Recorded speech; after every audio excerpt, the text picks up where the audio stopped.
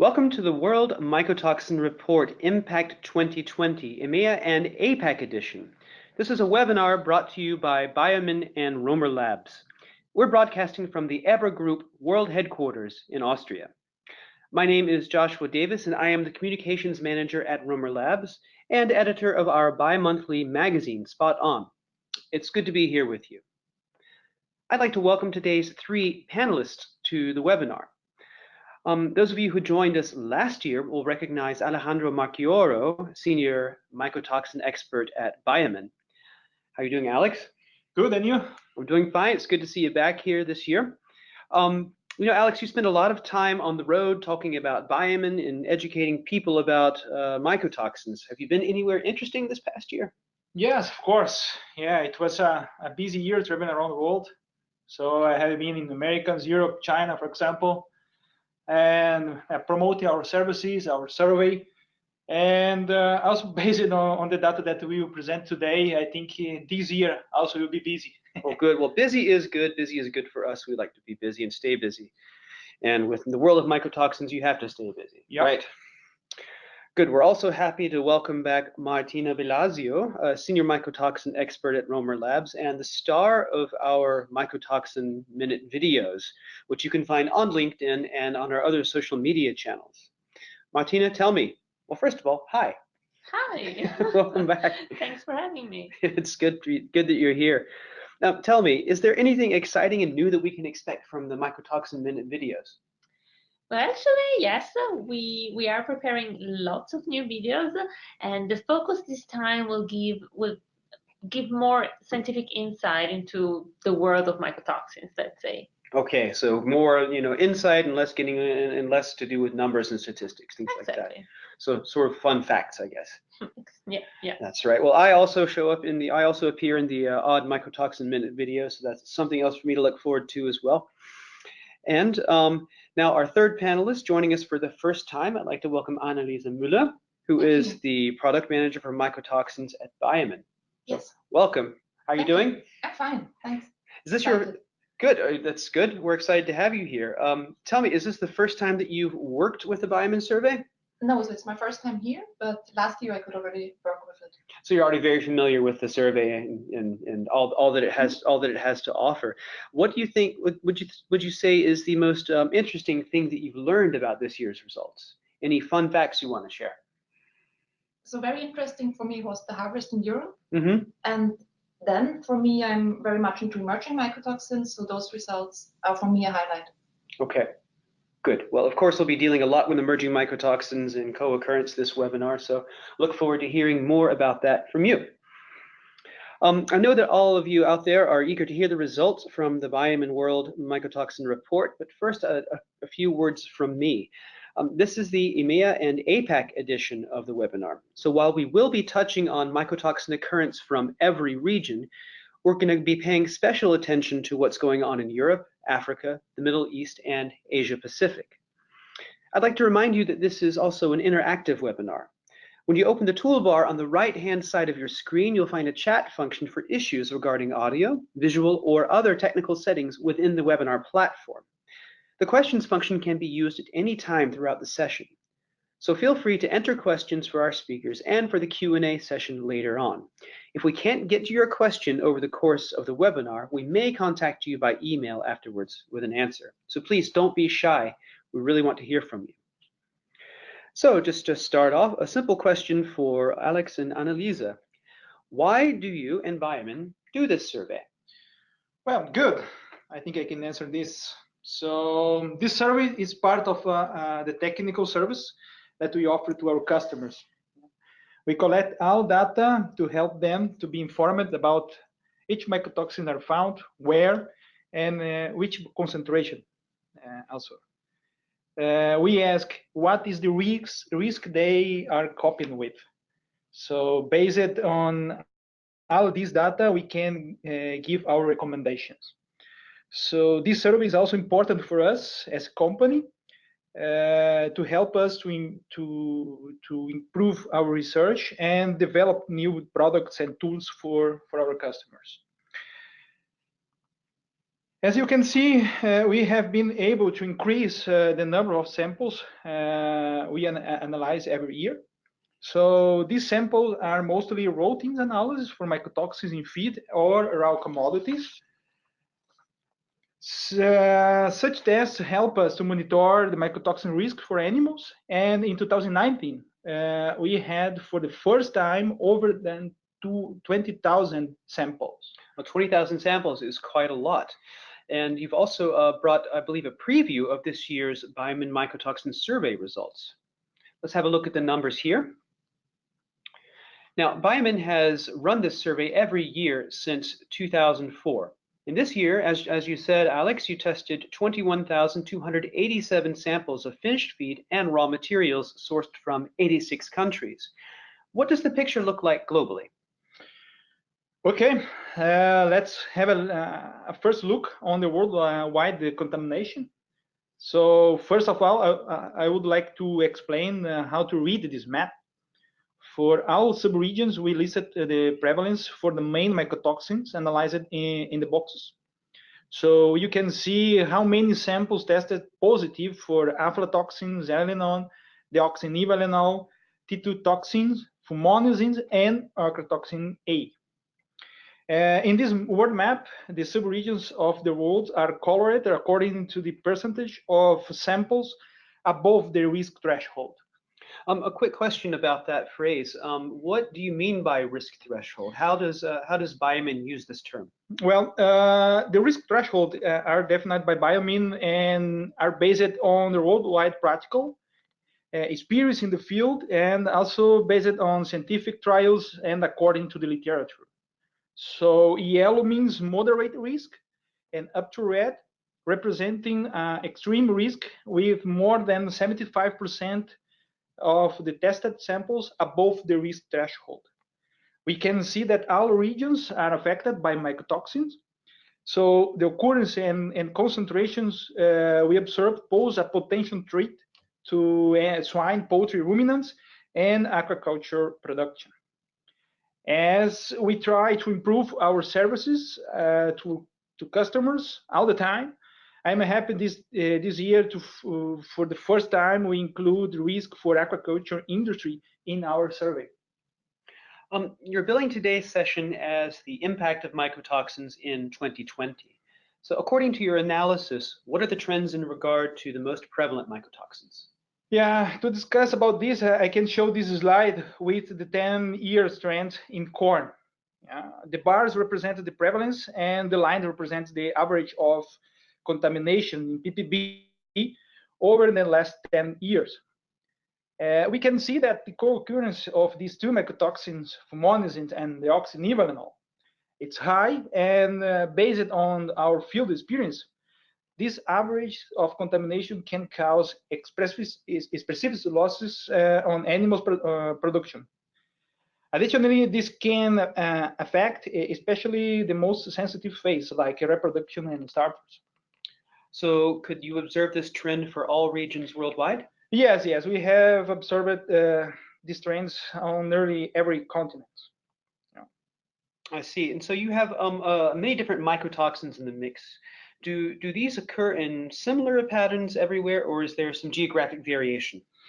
Okay, let's go through the data region by region, right? And I would like to start with North America. So the risk for North America, it's considered extreme. So we can all still remember the heavy floods last year in the US. It was called the worst flooding disaster even to hit the region. This is referring to areas along the Mississippi, Missouri, and Illinois River, and definitely impact the 2019 corn and soybean crops. But let's check the data. First, I would like to explain how to read this graphic.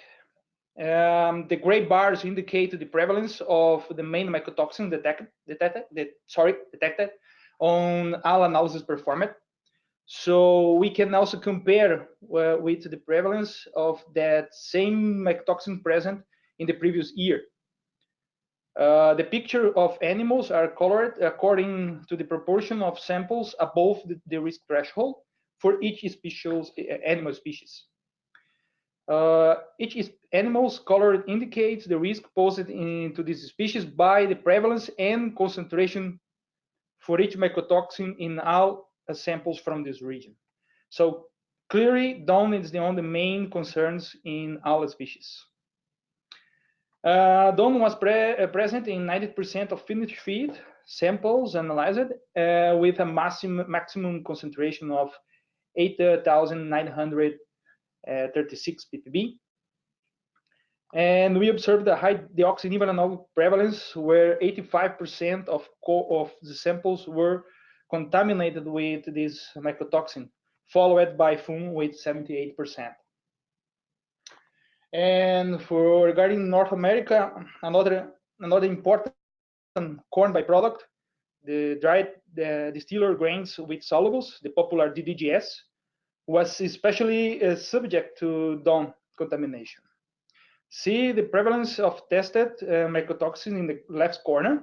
So DON was abundant in 99% of samples, and there was an average contamination of 6,473 ppbs. Also, the average and maximum values you can see in the table on the top.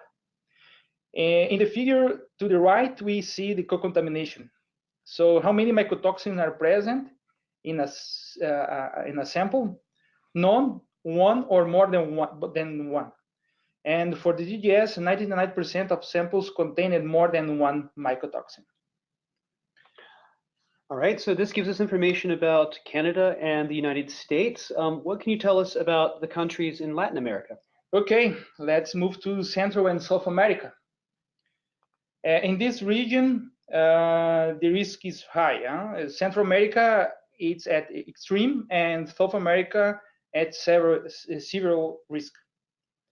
So the oxynivalenol is present in 69% of cereal samples.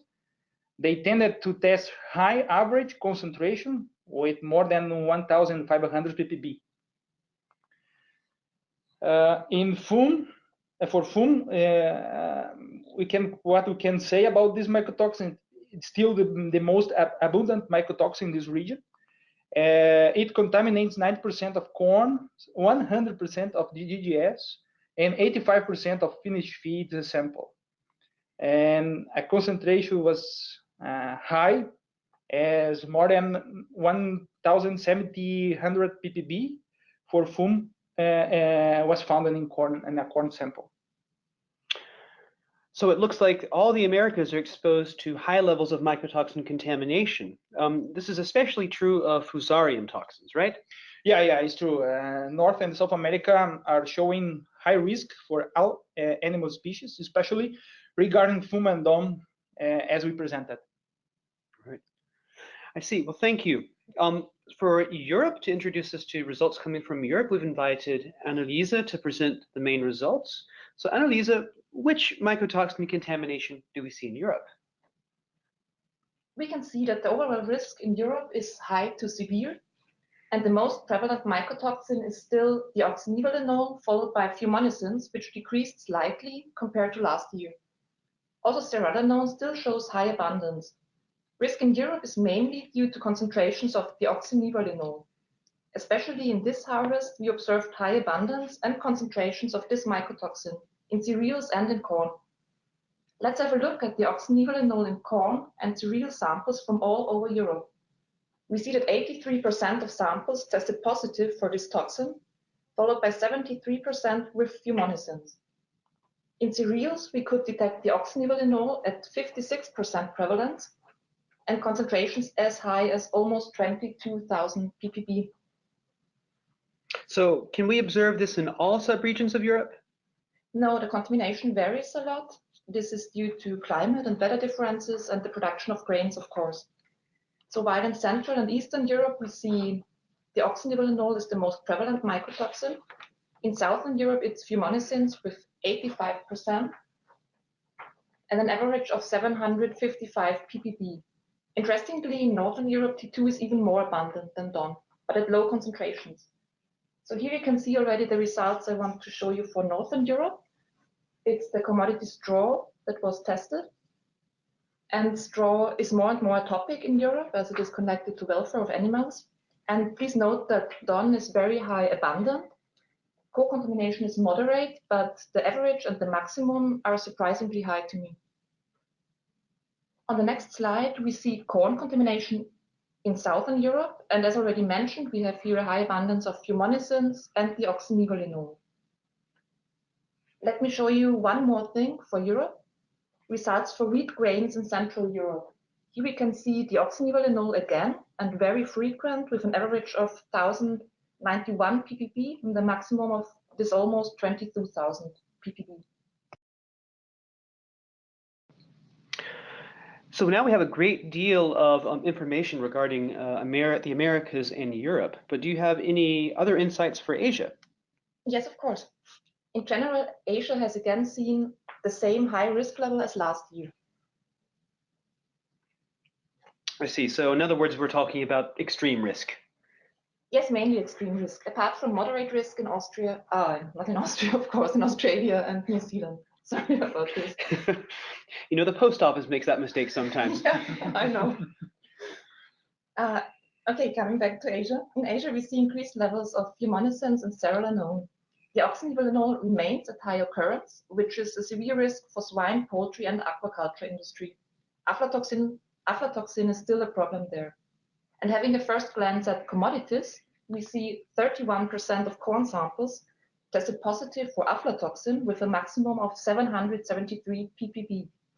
In finished feed, even 99% of samples were contaminated with fumonisins with a maximum of over 41,400 ppb. We also observe differences between the subregions. Southeast and East Asia show severe risk. In Southeast Asia, in the corn samples, 53% are positive for aflatoxin with an average of 71 ppb, and 100% tested positive for fumonisins with a maximum of over 7,000 ppb. Those levels are for sure of concern for livestock industry. And South Asia, China and Taiwan are even at extreme risk. So what exactly is different in South Asia? South Asia faces extreme risk, especially in finished feed. 92% of the samples are positive for aflatoxin with an average of 20 ppb, 96 are positive for fumonisins, and 83 for ochratoxin A. So a lot of contamination there. I see. Did we also get so many samples from Africa and the Middle East? Yes, we have quite a few samples from this region, and I'm happy to show you some results. Let's start with Middle East. Here are some highlights for this region. Fusarium toxins are most prevalent. 97% of finished feed samples tested positive for fumonisins, and a maximum of 4,324 ppb was found. Average concentrations are rather moderate, but looking at the maximum of the oxynivalenol, we see that it was elevated with over 1,700 ppb in all samples. Now let's move on to Africa. Considering sub-Saharan Africa only, risk increased to extreme compared to last year. This difference is mainly based on contamination with aflatoxins, which show high prevalence in corn and finished feed. Main risk in whole Africa is due to the oxynivalenol, followed by fumonisins. And taking one closer look at corn, we see even higher levels of these two mycotoxins. Also interesting, in the right corner, you see 77% of corn samples were contaminated with more than one mycotoxin. And as we are referring to number of samples, we get lots of samples from South Africa, actually. I see. Well, thank you very much, Anneliese, for these insights. While we're on the topic of co-occurrence and samples contaminated with several different mycotoxins, I'd like to turn the conversation over to Martina right now. It seems that Alex and Anneliese have been pointing out that co-contamination is a real problem. In other words, commodities are often contaminated with more than one mycotoxin. Yeah, that's true, and this is also true, of course, not only for the handful of regulated mycotoxins that you see here, but for all sorts of other metabolites that fungi produce. All right, and here we can see all the usual suspects of regulated mycotoxins, deoxynivalenol, ochratoxin, fumonisin, etc. Yeah. So I understand that you have brought with you a concrete example of co-contamination that you'd like to share with us. Now tell me, first of all, does this involve both regulated and unregulated mycotoxins? Yes, yes, exactly. In this case, it involves aflatoxin and diacetoxyskilphenol. Well, I'll say that fast 3 times. It's a good thing that you wrote it out on the slide, I see. Does it have an easier to say nickname like AFLA or like AFLA for aflatoxin? Yeah, just call it DAS. Okay, DAS. So in the example that we'd like to share with you, a Romer Lab customer had a problem with swine, barrows to be precise, that were performing poorly. So they were showing very low body weight gain, and the analysis of their feed showed traces of aflatoxins, but not enough to justify the symptoms. So in this particular case, it was necessary to get a more comprehensive picture of the toxicological pattern of the feed given to these barrows, and only with this data it was possible to make a differential diagnosis. And actually, this feed was contaminated not only with aflatoxins but also with dust. And this is a mycotoxin from the group of type A trichotillins produced by fungi of the genus Fusarium. I see, and as we always like to say in the Mycotoxin Minute, just because it isn't regulated doesn't mean it's not dangerous. That's right. So whenever we're confronted with more than one mycotoxin in a sample, we always need to ask ourselves what kind of effect they might have on each other, right? Yeah, exactly. We often talk about the differences between additive and synergistic effects. And relevant to this case is that aflatoxin and dust can have additive effects, which means that the toxic effects of these two mycotoxins merely equals the sum of their individual effects.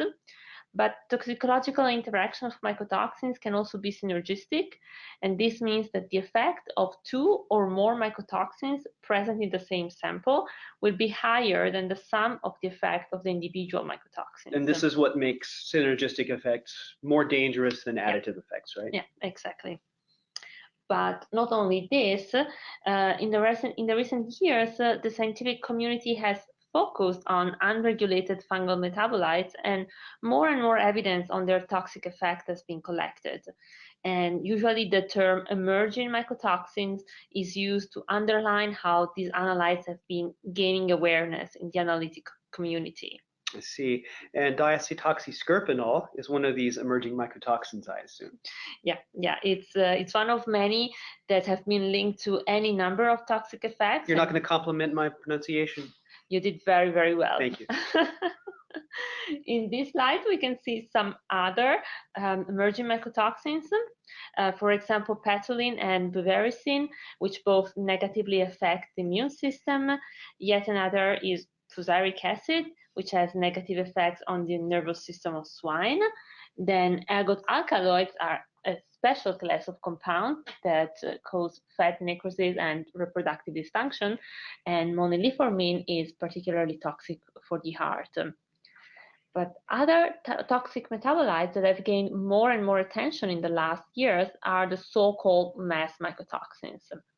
So what happens here is that when fungi infect a plant, they release a wide range of metabolites, including the well-known deoxynivalenol and zearalenone as part of the infection process. Often, the host plant will modify these compounds coming from the fungus. This chemical modification is the so-called mask that hides the true identity of the mycotoxin, making it overlooked in traditional mycotoxin tests. So usually a glucose molecule or a sulfate group is attached to the fungal metabolites. Now, if I can just interrupt here, tell me, why would a plant modify a compound like that? What's in it for the plant? Yeah, well, according to the best theories we have, for the plant, this is a detoxification strategy. But it is a detoxification only for the plant. Because if we take, for example, deoxynivalenol 3-glucoside, when it enters the gastrointestinal tract of an animal, the bacteria that live there cleave the glucose group from the rest of the compound, and the unmasked compound is toxic once again. And an interesting side note on this point, novel plant breeds that are selected to be resistant to mycotoxin-producing fungi often accumulate higher percentage of mass mycotoxins compared to the non-resistant variety.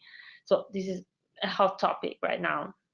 I see. So let's just sum up a bit. You've said quite a bit here. There seem to be one or two main concepts. First of all, there's increasing evidence that many fungal metabolites have toxic effects on animals. And secondly, the simultaneous presence of several mycotoxins can exponentially increase the toxicity of a sample. So, and this is my question now. How can we get information on the whole contamination level of a sample if traditional rapid tests are available only for the regulated mycotoxins, the usual suspects, as I call them? Yeah. Well, our answer to that is liquid chromatography tandem mass spectrometry, or CMSMS for short, that is currently trending as method of choice for detecting multiple mycotoxins in one sample. So the advantages of a CMSMS include not only the ability to perform multi-mycotoxin analysis, but also its high selectivity and sensitivity, meaning that we can get results in the parts per trillion range for most mycotoxins. And this is what the output of an LC-MS analysis looks like. So the sensitivity and selectivity of the instrument allow us to identify and precisely quantify many different metabolites in just one run. And it just so happens that Romer Labs offers the most comprehensive CMSMS multi-mycotoxin analysis commercially available, the Multi-Mycotoxin Analysis 50+. This analysis gives us a unique insight into the contamination pattern of a sample with more than 50 mycotoxins quantified. The method is validated on wheat, corn, swine feed, and silage. And we also would like to briefly share with you the criteria that were applied for selecting the toxins included in the Multi-Mycotoxin Analysis 50+ method. So, of course, all the regulated mycotoxins are included, together with the emerging and mass mycotoxins for which toxicity data is available. And last but not least, only toxins for which high-quality analytical standards are available were selected. Well, thank you very much, Martina. And well, let's just stick with this topic of analysis for a moment. If I'm not mistaken, Multi-Mycotoxin Analysis 50+ is a vital component of the Spectrum Top 50 service that you offer at BIOMIN. Is this right, Anneliese? Yes, that's correct. So our Top 50 is based on Romer Labs multi-mycotoxin analysis. And for us, interesting is that in the meanwhile, we have already quite some data on the occurrence of those emerging mycotoxins. Let me show you some results for this year for these toxins. What looks so complicated at first sight is a list of emerging masked and the well-known mycotoxins. They are listed according to their abundance, and fumonisin B2, it was thus the most abundant in the almost 3,000 samples analyzed. To the right, we list the average of each mycotoxin and also the maximum. In orange, you see the well-known mycotoxins, in red, the masked ones, and in blue, the emerging mycotoxins. Results are shown for the 25 most abundant toxins. And most frequently found emerging mycotoxins are here: ovaricin, eniatines, and moniliformin. Martina, you have already mentioned ovaricin. It has been linked to negative effects on the immune system. Eniatines show similar effects, and moniliformin has been mentioned for its known toxic effects, particularly on the heart. For this emerging mycotoxin, also additive effects have been observed, which is for fumonisins in poultry and also for deoxynivalenol and fumonisins in swine. And do we see some masked mycotoxins here? Yes, here in red, I pointed it out. It's the deoxynivalenol 3-glucoside. Okay. Okay, next I want to present to you the world map. You have already seen it quite a few times today.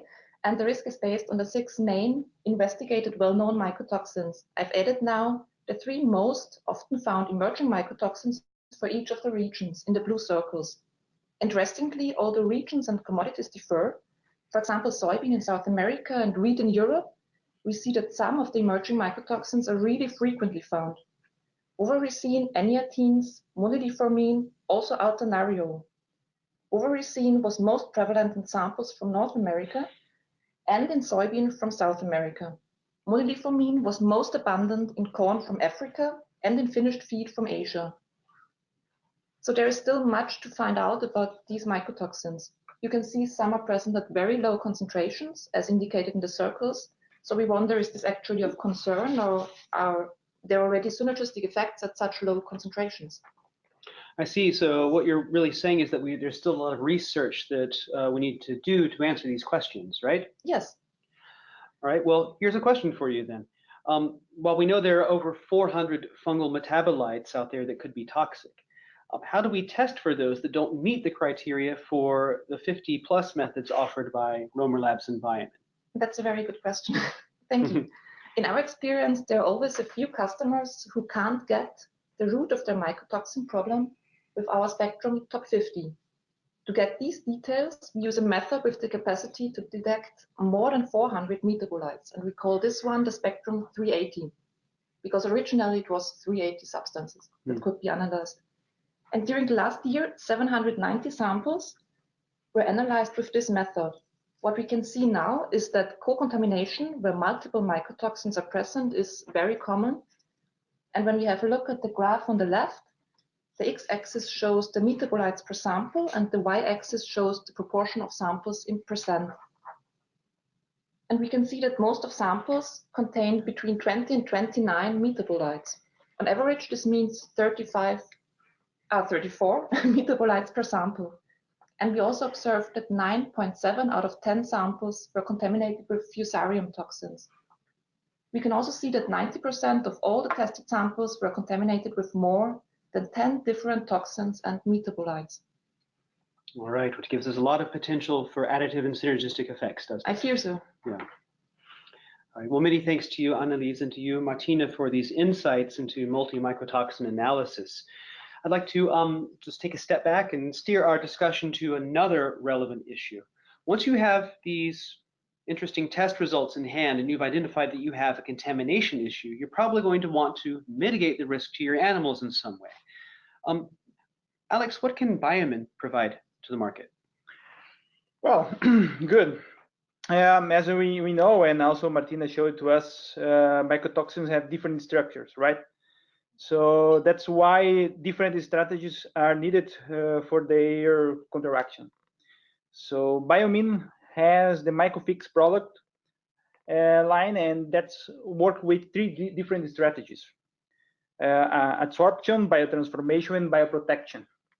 So adsorption via bentonite is a proven solution. It's gonna through the full process of EU authorization for binding aflatoxins.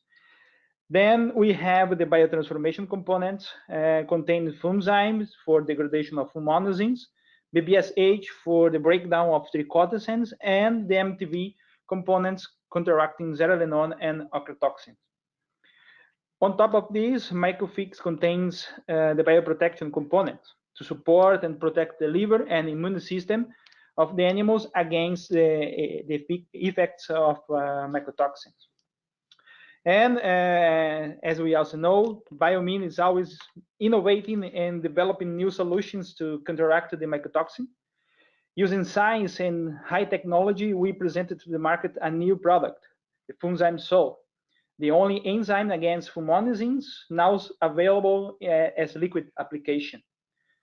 So for more information about these products, please contact a BIOMIN representative.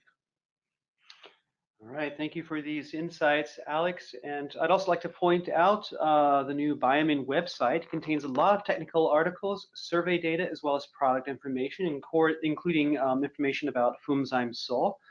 And even if you don't have a question about BIOMIN, you should visit the website anyway, because I think it is an objectively beautiful webpage. Yeah, sure. Congratulations to everyone who relaunched that. All right, well, this brings us to our Q&A right now, and I'd like to thank all of the participants out there in the webinar who have been sending us questions, either through the registration form that you filled out or questions you've been sending us during the webinar itself. This first question seems to be for you, Martina. It seems to be for Romer Labs because it's dealing with mycotoxin screening. And the question is, what is the best simple methodology for mycotoxin mycotoxin screening. And I say simple because I think they mean that it doesn't include the lab methods. So no HPLC, no gas chromatography, no LC-MS-MS. Yeah. What do you say? Yeah, there are several options for performing a first screening of mycotoxin presence in a sample. There are, for example, strip tests that are really fast, really easy to use. No lab equipment is required for doing such an analysis, and so they can even be used on the field directly or at collection points. Then we have also ELISA kits that require some lab equipment but are also really fast and can also allow you to measure a lot of samples in parallel. So this is also very convenient. So I would say we are very spoiled with opportunities for rapid detection of mycotoxins. That's a good problem to have then. Very good. Good. All right, well, this seems to be a question for BIOMIN, so I'll throw it over to you, Alex, if you would, please. How vulnerable are commercial poultry, excluding breeders? How vulnerable are they to mycotoxins? Is there any correlation between the level of mycotoxin contamination in poultry feed with prevalence of clinical signs in flocks? It's kind of a complicated question too. What do you say? Yes, a bit, but we can say in a safe way that yes, the mycotoxin can impact the poultry production in general. Of course, also broilers, especially the 3 first weeks. So we don't know exactly. We don't have exactly a number correlating the mycotoxin contamination in the feed and correlating with the signals in the field, but definitely we need to consider that even when we have low mycotoxin contamination, because especially in this case we will not see specific signals, but these cocktails of the different mycotoxins that we saw during the presentation can open the door for several diseases in the field as Clostridium, Salmonella, E. coli. So will be the starter point for this disease. So we need to take care. Because many mycotoxins can weaken the immune system. Yes. And the animal will be sensitive for this. I see. Well, here's another question for BIOMIN here. Is it possible to fix all the mycotoxins in a feed formulation? Of course, anytime I hear the word all, I think to myself, probably not. Is there any method to reduce mycotoxin levels without using binders? Well, what do you say? Is there something to fix all the mycotoxins? Definitely not, unfortunately. Yeah. Too bad. Yeah, it's a lot. As we know, we have different metabolites that we just start to discover the effects on the animals and the interaction between these metabolites. So we cannot combine all the mycotoxins, but we know that the MYCOFIX line can counteract more than 200 mycotoxins. So it's quite a lot, and definitely we'll put the animals in a safety way, regarding mycotoxins. And about the prevent mycotoxin contamination with some products, we know that we can use, for example, organic acids or some products to prevent or control mold in the storage place. But this can help, but will not control the mycotoxins that were produced in the field. So against this one, we definitely need additives to counteract, right? I see. Well, thank you. This one, let's stick with the topic of feed a little bit. And this question for Romer Labs, from Martina: what is the most efficient and accurate way to test for mycotoxins in animal feed? It's a pretty broad question, isn't it? Yeah, it sure is. And it's also a question that we get very often. So what I usually tell when I get this question is a very important concept, in my opinion. And this would be that there is no absolute best method. There are just methods that are fit for purpose or not. So the testing method that should be chosen is the one that fits best one's necessities. So let's take, for example, a fast screening as a grain collection point, like we just said before. In this case, the best method will be a rapid one, like strips or ELISAs. And whenever a multi-mycotoxin analysis is required for regulated and emerging mycotoxins, the best method will be an LC-MSMS analysis.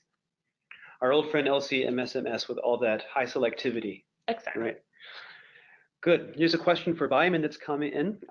How will the reduction in pesticide use and the change in climate affect mycotoxin occurrence in the different regions of the world? What is the forecast for mycotoxin contamination in the next 5 years? I'll throw this question to you, Anneliese. Why don't you look into your crystal ball and tell us what the next 5 years have in store? So can't see a clear picture yet. Sorry about that, but still I can point out some things that should be rather clear. So with the reduction of, for example, fungicide use in the field, we will have more fungi probably and also more toxins.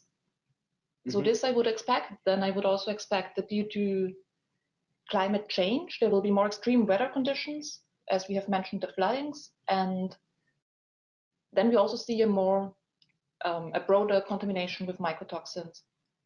What we can also observe already in our survey is that toxins that are normally occurring in the southern hemisphere, they are moving forward to the north.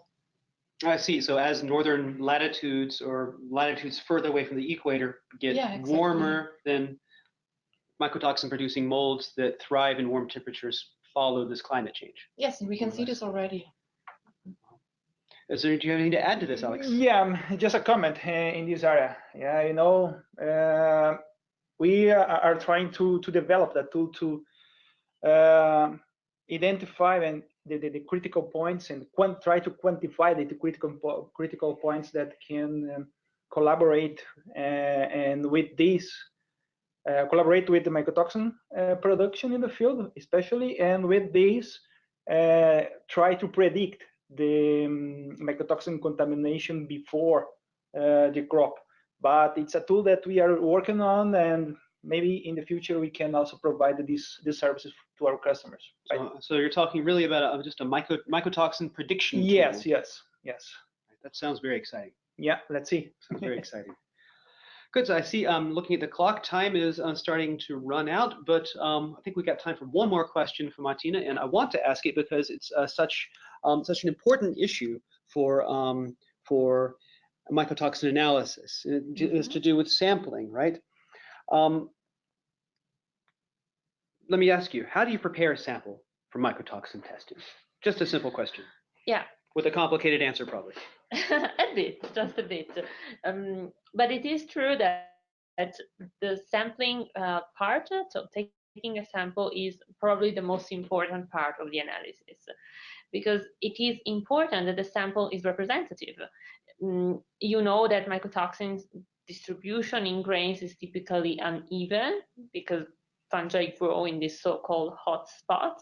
Right, so, the whole hotspot problematic. Exactly. So a rule that always applies is to collect incremental samples as described by the sampling guidelines that are in place in your respective country. But all the detailed steps are also described in our sampling guide that will be provided to our participants, I think. Yes. All right. Well, thank you. With that, we come to the end of our question and answer session, and we're also approaching the end of our webinar. As Martina has promised all of us just now, you will be getting some goodies from us. After the webinar, you will receive an email including links to today's recording, the brand new BIOMIN Mycotoxin Survey Annual Report, a Romer Labs mycotoxin sampling guide, this is what you were just referring to, Martina, as well as a link to a short on-site mycotoxin testing video within the next 24 hours. And also very important to our listeners, after the conclusion of this webinar, you'll be prompted to answer a short survey on today's webinar. It'll take only about 2 minutes to complete. By providing your feedback, you allow us to improve our webinar program, and you help us also identify future topics for discussion. We would very much appreciate your taking the time to complete the survey, so please do that. And it remains for me just to thank all of our speakers. So Alexandro and Marchioro, thank you very much. Thank you. We'll see you next year, I hope. Also you, Anneliese Mueller, thank you so much. Thanks a lot. And thank you also to Martina Bellasio from Romer Labs. It was a pleasure. Thanks. This is Joshua Davis from Romer Labs saying visit us at biomin.net or romerlabs.com to learn more about how we can help you deliver and develop a mycotoxin detection and management strategy that's tailored to your needs. Thank you for your attention and interest, and have a great day.